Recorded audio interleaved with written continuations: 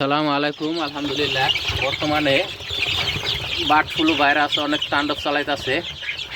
পুরা দেশে ভাইব দেখতেছি, ফেসবুকে পেজে অনেকের অনেক ক্ষতি হয়ে যাইতেছে।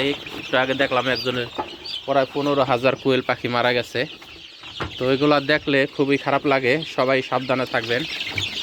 আলহামদুলিল্লাহ, আমার এখানে প্রায় 200 পিস 150 পিসের মতো মুরগির বাচ্চা আছে। সবাই সবার জন্য দোয়া করবেন আর সবাই সাবধানে থাকবেন। বার্ড ফ্লুটা একবারে খুব তাড়াতাড়ি ছড়াই গেছে গা। অনেক দেশে আমি অনেকে পরিচিত অনেকের দেখতেছি একবারে নিঃস্ব হয়ে গেছে ভাই। খামার একবারে খালি হয়ে গেছে গা।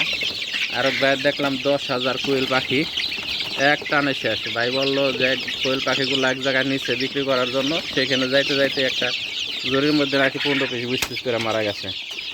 তো এই দিকটা আছে আমার কোয়েল পাখি, আলহামদুলিল্লাহ সবই সুস্থ আছে। এগুলো আমার ডিম নেওয়ার শেষের দিকে, পরে 1 বছর ধরে আমি ডিম নিতেছি। এটি আমার 20 ডিমের। আর এগুলা নতুন ডিম পারতেছে মাশাল্লাহ। তো সবাই ভালো থাকবেন ভাই, সবাই সবার জন্য দোয়া করবেন। আর সবাই যেসব রুলগুলো আছে মাইনা চলার চেষ্টা করবেন। খামারে কাউরে বাইরের লোক কোনো কেউ ঢুকতে দিবেন না।